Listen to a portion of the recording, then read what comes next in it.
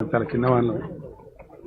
కాకపోతే క్షేత్రానికి సమైక్య రాష్ట్రంలో కొంచెం నిర్లక్ష్యానికి గురైంది.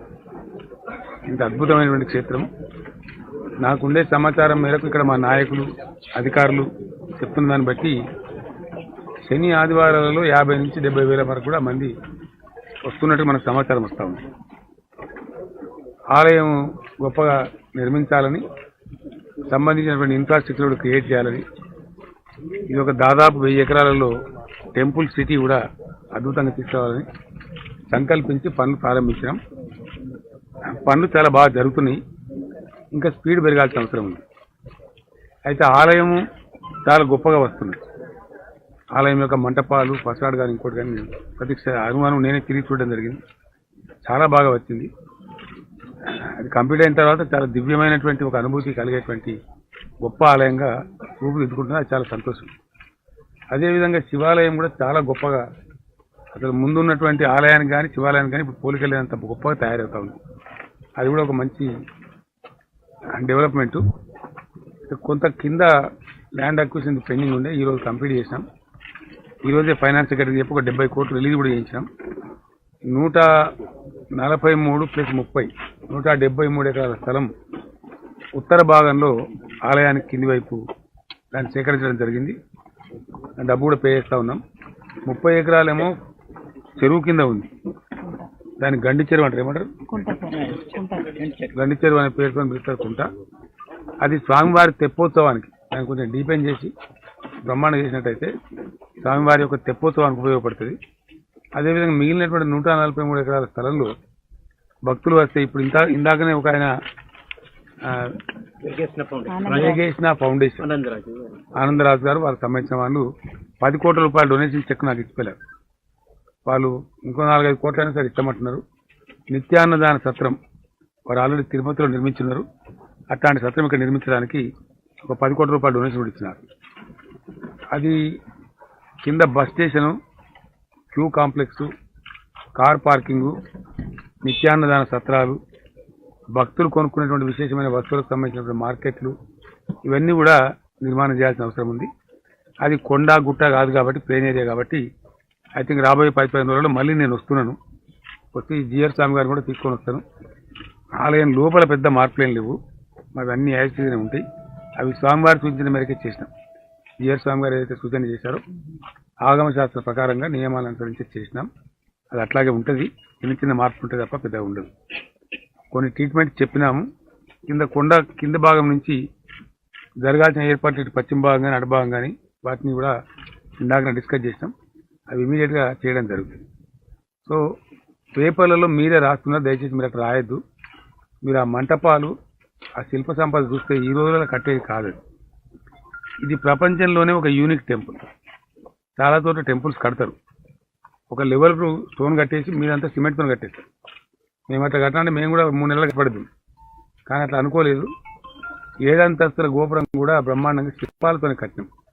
అది కూడా పర్ఫెక్ట్ కృష్ణశిలతో ఏ విధంగా రావున్నా ఆ విధంగా కొన్ని 1000 ఏళ్ల పాటు ఉన్నా కూడా అద్భుతంగా ఉండే విధంగా కట్టినాం. ఎందుకంటే ఆలయాలు కల్చరల్ ట్రాన్స్ఫార్మేషన్ సెంటర్. ఒక తరం నుంచి మరో తరానికి సంస్కృతిని, సంస్కారాన్ని ట్రాన్స్ఫర్ చేసేటువంటి గొప్ప సంస్థలు. ఆలయం రకరకాలుగా ఈ నాస్తిక సోదరులు ఎవరైతున్నారో వాళ్ళు పిచ్చి పిచ్చి ప్రచారాలు కొన్ని చేశారు. కానీ అది కమ్యూనిటీ సెంటరు, కల్చరల్ సెంటర్. ఒక ఆలయం అనేది చాలా పెద్ద కమ్యూనిటీ సెంటర్. 70,000 మందిని ఎవరు పిలిస్తే వస్తున్నారండి శని ఆదివారాల్లో యాదగిరికి? అంటే దానికి ఉండే మహత్త అట్లుంది. ప్రజలు స్వచ్ఛందంగా తమంత తాముగా వచ్చేటువంటి అతి గొప్ప community centre, cultural centre, cultural transformation centre. ఒక తరం నుంచి మరో తరానికి సంస్కారాన్ని, సంస్కృతిని రెండింటినీ కూడా అందించేటువంటి, పెంపొందించేటువంటి గొప్ప క్షేత్రం కాబట్టి ఆ క్షేత్రానికి అంత మహిమ ఉంది. అందువల్ల ఇంత కాన్సన్ట్రేషన్ మేము చేస్తూ ఉన్నాం. టెంపుల్ సిటీ ఇక్కడ సుమారు 1000 ఎకరాల్లో వస్తుంది. ఇప్పుడు 832 ఎకరాల భూమి మా స్వాధీనంలో ఒకే పీస్లో ఉంది. ఇక్కడ నుంచి ఎండ్ వరకు ఇంకొక 250 ఎకరాలు దీనికి అవతల ఉంది. దాన్ని కూడా అక్వైర్ చేయబోతా ఉన్నాం. ఆల్మోస్ట్ 1100 ఎకరాలలో ఈ టెంపుల్ సిటీ ఉంటుంది. అక్కడ కొండకు ఇదివరకే ఉన్నటువంటి 121 ఎకరాలు, మేము ఇప్పుడు తీసుకున్న 93 ఎకరాలు, అదంతా పోను. మళ్ళీ ఇది సెపరేట్గా ఉంటుంది. కాబట్టి సర్వ హంగులతోని ఇది బ్రహ్మాండంగా ఉంటుంది. ఈ టెంపుల్ సిటీలో ఒక 354 క్వార్టర్లు నిర్మించేటువంటి 250 ఎకరాల లేఅవుట్ అయింది. మనం దానిలోనే కూర్చున్నాం. 354 క్వార్టర్స్, మంచి లగ్జరీ క్వార్టర్స్ వచ్చేటువంటి లేఅవుట్ ఆల్రెడీ అయిపోయింది. ఇప్పుడు ఈ క్వార్టర్ల నిర్మాణం కూడా స్టార్ట్ చేయబోతా ఉన్నాం. ఇప్పటికే దాతలు దీనిలో 2 కేటగిరీలు పెట్టినారు. ఎందుకంటే దీనిలో 2 కోట్లతో కట్టేటువంటి క్వార్టర్స్ ఉన్నాయి, 1 కోటి రూపాయలతో కట్టే క్వార్టర్స్ ఉన్నాయి, మనకు 50 లక్షలతో కట్టేటువంటి క్వార్టర్స్ కూడా ఉన్నాయి, 25 లక్షలతో కట్టేటువంటి క్వార్టర్స్ కూడా ఉన్నాయి. రకరకాలుగా పోతూ ఉంటాయి. ఆ విధంగా తిరుపతిలో కానీ మరి ఇతర దివ్య పుణ్యక్షేత్రాలలో ఉన్నటువంటి పద్ధతులు ఇక్కడ కూడా అవలంబించబడతాయి. యజమానులు ఎవరైతే కడతారో వాళ్ళకు ఇచ్చే సదుపాయాలు ఇవ్వబడతాయి. ఇప్పటికి 2 కోట్ల రూపాయలతోని మేము కడతాం, మాకు అలాట్ చేస్తే అని చెప్పి ఒక 43 మంది దాతలు ఇప్పటికే ముందుకు వచ్చింది. ఆ పని ఇప్పుడే చేసేస్తాం ఇమీడియట్గా. చైర్మన్ గారు కిషన్ రావు గారితో ఇప్పుడే మాట్లాడడం జరిగింది. షార్ట్లీ హైదరాబాద్లో మరొక రివ్యూ మీటింగ్ పెట్టుకొని దానిలో డిసైడ్ చేసి పద్ధతి, వాళ్ళు కట్టన్నా మనం కట్టన్నా, ఒకవేళ వాళ్ళు కట్టేసి మనం డిజైన్ ఇవ్వన్నా అనేది ఉంటుంది. ఎటువంటి కట్టకుండా ఆఫ్జాడ్ కాకుండా ఒక పద్ధతిగా రావాలని.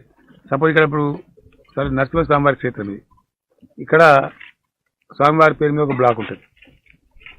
ప్రహ్లాదుడు గొప్ప భక్తుడు కాబట్టి ప్రహ్లాద బ్లాక్ అని ఒక బ్లాక్ ఉంటుంది, అలవేలు మంగ బ్లాక్ అని ఒక బ్లాక్ ఉంటుంది. లైక్ అట్లా అనేక మంది పేర్ల మీద ఉంటాయి. ఐడెంటిఫికేషన్ కానీ భక్తుల సౌకర్యంగా ఉండేట్టు ఆ బ్లాక్ల పేర్లు పెట్టి ఆ బ్లాక్ అంతా ఒక యూనిఫామ్గా వచ్చేటట్టు మొత్తం టెంపుల్ టౌన్ కలిసి ఒక మొగలా ఒక పూలాగా కనిపించేటట్టు రావాలని ఐడియా ఉంది. అట్లా రావాలంటే ఒక పద్ధతి ఉంటుంది. దానికి అవలంబించాల్సిన విధానం ఫైనల్ చేస్తే మేము వెంటనే కడతామని అంటున్నారు వాళ్ళు. ఇమీడియట్ కడతాం. మనకి ఇక్కడ ఇదే ప్రాంతంలో గంధమల్ల బస్వాపూర్ ప్రాజెక్టులు వస్తున్నాయి. షార్ట్ పీరియడ్లో కంప్లీట్ అయిపోతే ఈ జూన్ మాసం తర్వాత కాళేశ్వరం నీళ్ళు మన ప్రాంతానికి వస్తున్నాయి. వచ్చినట్టయితే ఇప్పుడు ఆ గండి చెరువు అనే కుంట ఏదైతుందో అది స్వామివారి తెప్పోత్సవానికి ఫ్రెష్ వాటర్తో ఉంటుంది సంవత్సరం పొడవునని. ఇప్పుడు మీకు కనబడుతున్న కుంటలాగా ఉండదు. అది చుట్టూ చాలా పెద్ద ఎత్తున రోడ్డు వస్తుంది, చెట్లు వస్తాయి, మంచి లైట్లు వస్తాయి. ఆ మధ్యలో తెప్పోత్సవం జరిపేటువంటి ఆ ప్లాట్ఫామ్ అంతా కూడా అది చాలా గొప్పగా జరుగుతుంది.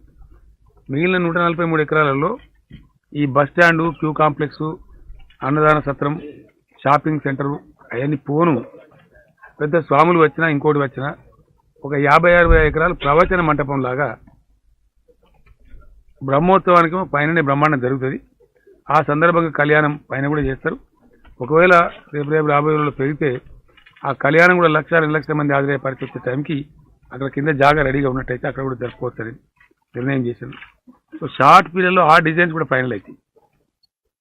ఆ కింద ఉండేటువంటి 143 ఎకరాల డిజైన్స్ ఇప్పుడు అక్విజిషన్ సమస్య అయిపోయింది కాబట్టి అవి కూడా ఫైనల్ అవుతాయి. మీతో ఉన్న ప్రార్థన ఏంటంటే నెలకే అయిపోతుంది, 2 నెలలకే అయిపోతుంది కాదు, అట్లా కాదు. అట్లా కానీ నేనే ఎందుకంటే ఎట్లా జరగాలనో అట్లా జరగాలి తప్ప ఏదో జరగడం కోసం జరగదు. టైం పెట్టుకుని ఉరికేది కాదు ఈ పని. అదంతా స్కల్ప్చర్, అది శిల్ప సంపద. మనం ఇవాళ కడితే ఒక 1000 ఏళ్ళు 2000 ఏళ్ళు ఉండేటటువంటి చాలా వైభవంగా ఉండేటువంటి. కాబట్టి పరిగెత్తి కట్టండి, ఏదో చిన్న బిల్డింగ్ కడుతున్నారు, ఎంఆర్ఓ ఆఫీస్ కడుతున్నారు, ఎంఆర్ఓ ఆఫీస్ ఎండి ఆఫీస్ కాదు. ఇది పెద్ద ఆలయం, చాలా పవిత్రంగా ఉంటుంది కాబట్టి అట్లా కట్టం. నేనే కట్టనీయను, దానికి ఎంత టైం పట్టినా సరే. ఎందుకంటే దీని ఇనాగరేషన్ ఎంత గొప్పగా జరుగుతుందంటే, నేను ఉద్యమంలో చాలా మాట్లాడినా, 100% నిజం. అది నా గుండెల నుంచి చెప్తున్న మాట. నేను దాచుకొని ఎవరికి భయపడకూడదు. మా నదులు కాలే, మా పుష్కరాలు కాలే, మా దేవుళ్ళు కూడా దేవుళ్ళ కింద చూడబడలే అని చెప్పిన నేను ఉద్యమంలో. That is right. మీకు ఒక ఉదాహరణ చెప్తాను. నేను అష్టాదశ శక్తి పీఠాలని ఉంటాయి. అందులో ఒక పీఠం శ్రీలంకలో కూడా ఉంటుంది. ఈ అమ్మవారి ఉపాసన చేసేవాళ్ళు ఆ 18 పీఠాలలో ఉపాసన చేస్తేనే వాళ్ళు సంపూర్ణ ఉపాసకులు అవుతారు. వాళ్ళు మాత్రమే ఈ చండీ యాగాలు, ఇతర యాగాలు చేయడానికి అర్హులవుతారు. అట్లాంటి ఒక అష్టాదశ శక్తిపీఠం అదృష్టం కొద్దీ తెలంగాణలో ఉంది. ఎక్కడ ఉంది తెలుసా మీకు? తెలియదు. అది ప్రాబ్లం. మహబూబ్నగర్ జిల్లాలో అలంపూర్లో జోగులాంబ ఆలయం అష్టాదశ శక్తిపీఠాలలో ఒక పీఠం. మా దేవుళ్ళు కాలేదని కేసీఆర్ ఎందుకంటారంటే, ఈ ఉపాసకులు 18 శక్తిపీఠాలలో ఉపాసన చేయాల్సిన ఉపాసకులు ప్రతి సంవత్సరం ఆంధ్రప్రదేశ్ ఉన్నప్పుడు కూడా 56, 58, 60 సంవత్సరాల నుంచి ఎవ్రీ ఇయర్ వసతులు ఉండని కాక ఉపాసకులు కాబట్టి తప్పదు. ఉండని లేకపోయినా వాళ్ళు వచ్చి ఆ 30 రోజులు 20 రోజులు అక్కడ ఉపాసన చేసిపోతారు. ఇది ఎవరు తెలియదు. ఏర్పాట్లు ఉద్యమం స్టార్ట్ చేసినా నేను జోగులాంబడు గద్వాల మన మొట్టమొదటి పాదయాత్ర కూడా అదే ఉద్దేశంతో చేసిన. మన కృష్ణా పుష్కరాలప్పుడు కూడా జోగులాంబ అమ్మవారి పేరు మీద ఘాటు కట్టించి అక్కడనే మునిగి నేను కృష్ణానదిలో జోగులాంబ ఘాటుతోనే మునిగి నేను. ఇప్పుడు ఆలయం ప్రశస్తి పెరిగింది. రోజు 30, 40, 20 వేల మంది వస్తూ ఉన్నారు. ఇంకా ముందుకు తెలుస్తుంది. అట్లనే యాదగిరి పుణ్యక్షేత్రం యొక్క మహత్తరమైన నిర్మాణమే కాదు, దీని సెరమనీ, ఇది ఆలయ ప్రతిష్ట, విగ్రహ ప్రతిష్ట కాదు. వాస్తవానికి ఆలయం యొక్క పునర్నిర్మాణం యొక్క ప్రతిష్ట జరుగుతుంది కాబట్టి అది ఆషామాషిగా జరగదు. సహస్ర కుండాత్మక, నువ్వు 1008 కుండాలతో ఈ భారతదేశ చరిత్రలో ఎప్పుడు జరగలేదు. 1008 హోమగుండాలతోని శ్రీ శ్రీ త్రిదండి చిన్నజీయర్ స్వామి గారి ఆధ్వర్యంలో బద్రీనాథ్ నుంచి కూడా వైష్ణవ సాంప్రదాయంలో ఉండేటువంటి స్వాములందరూ వేయించేసి భారతదేశం నలుమూలల నుంచే కాదు ప్రపంచవ్యాప్తంగా ఉండే 133 దేశాల నుంచి వస్తామని లెటర్స్ వచ్చినాయి. ఇప్పటికే మేమందరం వస్తామని చెప్పి వైష్ణవైట్ ఫిలాసఫీని ఫాలో చేసేటువంటి 133 దేశాలలో ఉన్నటువంటి ఫిలాసఫర్స్ మేమందరం కూడా వస్తాం ఈ ఘట్టానికి అని చెప్పిండ్రు. ఆ సమయంలో యాదాద్రికి నా అంచనా ప్రకారం 5 నుంచి 15 లక్షల మంది మధ్య భక్తులు వచ్చేస్తారు. ఒక దాదాపు 6,500 మంది ఋత్వికులు ఏకకాలంలో వేదపఠనం చేస్తారు. వాళ్ళ సహాయకులు 2-3 మంది ఉంటారు. త్యాగం చేసే కార్యకర్తలు, ఆ ఋత్వికులు కార్యకర్తలే 10-12 మంది ఉంటారు. అది చాలా ఊహించడానికి కష్టంగా ఉంటుంది. అది నాకు తెలుసు దాని స్కేల్ అది ఎట్లా జరుగుతుంది అనేది. కాబట్టి నేనే ఉండి జరిపిస్తున్నది అద్భుతంగా. నేను కూడా కార్యకర్త పనిచేస్తాను.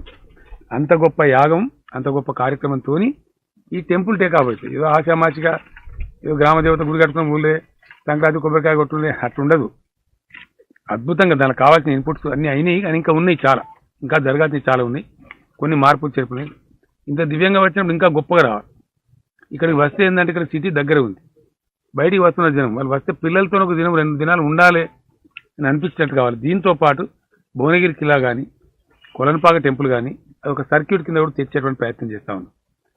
మన బస్వాపూర్ దగ్గర ఇక్కడేమో చిక్ట్గా ఉంటుంది, ఇక్కడ ఓన్లీ వెజిటేరియన్ తప్ప ఏం తిననీయరు, చాలా కఠినంగా ఉంటుంది. కానీ బస్వాపూర్లో వచ్చే ప్రాజెక్ట్ ఏదైతే ఉందో అక్కడ ఒక 260 ఎకరాల జాగా ఉంది 2 వైపులా. అక్కడ ఒక 250 ఎకరాల కింద తీసుకొని ఒక అద్భుతమైనటువంటి కన్వెన్షన్ సెంటర్స్, 5 స్టార్ హోటల్స్ లాంటి హోటల్స్ చాలా వస్తాయి. మన హైటెక్ సిటీలో హెచ్ఐసిసి ఉంది కదా, హెచ్ఐసిసి మోడల్ హాల్స్ వస్తాయన్నమాట, చాలా గొప్పగా వస్తుంది. సో అట్లా ఇది అంటే ఇవన్నీ కలిపి బస్వాపూర్ ప్రాజెక్టు, గంధమాల ప్రాజెక్టు, అక్కడ బోర్డింగ్ అరేంజ్మెంట్స్ ఉంటాయి, ఆ కన్వెన్షన్ సెంటర్స్ ఉంటాయి, అన్ని థియేటర్స్ ఉంటాయి, చాలా ఉంటాయి, మల్టిపుల్ కాంప్లెక్స్ ఉంటుంది. అది ఇక్కడ క్షేత్రం, ఇక్కడ కొలన్పాక జైన దేవాలయం, ఈ మన కిలా భువనగిరి కిలా, ఇవన్నీ కలిపి ఒక సర్క్యూట్ అవుతుంది. ఇప్పుడు యాదాద్రి దగ్గర నిలిపిస్తున్న ring road, 6 lane ring road అవుతుందో దాన్ని కూడా ఈరోజు నిధులు మంజూరు చేసినాం. దానికి రేపు రిలీజ్ అయ్యి వస్తున్నాయి, స్టార్ట్ అయింది పని. ఒక దిక్కు కొంచెం ల్యాండ్ అక్విజిషన్ ఆగి ఉంది, అది కూడా రాబోయే 8-10 రోజుల్లో కంప్లీట్ అయ్యి పూర్తి ముమ్మరంగా స్టార్ట్ అవుతుంది. రెసిడెన్షియల్ సూట్స్ ఏవైతే ఒక 60 ఉండేటువంటి కడుతున్నామో అవి కూడా నేను చూడడం జరిగింది. వాళ్ళు పికప్ చేసిండ్రు. By September they will be complete. ఎందుకంటే సందర్భంలో ఆ టైంలో ఆలయం యొక్క ఉద్ఘాటన టైంలో ప్రధానమంత్రి గారు వస్తారు, ప్రెసిడెంట్ ఆఫ్ ఇండియా వస్తారు, చాలామంది గవర్నర్లు వస్తారు, ముఖ్యమంత్రులు వస్తారు, మన రాష్ట్రానికి సంబంధించిన ప్రతి ఒక్కరు వస్తారు. కాబట్టి వాటి తగిన స్థాయిలో వాళ్ళకు ఉండాల్సిన గెస్ట్ హౌస్లు మంచి చెడ్డ అదంతా ఉండవలసిన అక్కడ ఉంటుంది. కాబట్టి ఉద్ఘాటన తొందరగా జరగదు. తొందరగా జరగకపోవడానికి కారణం ఏంటి, ఇవన్నీ ఉన్నాయి దాంట్లో. అంత బృహత్తరంగా జరిగే ఉద్ఘాటన కాబట్టి, అంత గొప్పగా జరగాలి కాబట్టి, అంత గొప్పనే జరుగుతుంది. కాబట్టి మీరు దయచేసి మీకు రిక్వెస్ట్ ఏంటంటే అయిపోతుంది, 3 నెలలకు అయిపోతుంది, 2 నెలలకు అయిపోతుంది, ప్రారంభమైతే రాయకండి వార్త. నేను చదువుతున్నా హైదరాబాద్. మొత్తం కంప్లీట్ అయ్యేదాకా మాత్రం చేయొద్దు. ఎగ్జాక్ట్లీ ఒక్కసారి 2-3 లక్షల మంది వస్తే బయటికి వెళ్ళలేరు, ఎవరు ఇక్కడ చూడలేదు. అందుకే నేను ఏమంటున్నా అంటే గొప్పగా జరుగుతుంది, గొప్పగా చేపిద్దాన్ని. ఎప్పుడు ప్రారంభమని నేను చెప్తాను మీకు. ఇక ఒప్పందం మీద నేను చెప్పేదాకా దయచేసి రాయకుండా అంతే. నేనే స్వయంగా వచ్చి ఇక్కడనే చెప్తాను. ఇక అంతే కదా, ఇప్పుడు మంచి క్రిటికల్ వర్క్ అంతా అయింది. ఇప్పుడు వేగం పెంచుకునే ఆస్కారం ఉంది. That is okay. నేను అనేది ఏంటంటే అది కావడానికి కొద్దిగా టైం పడుతుంది.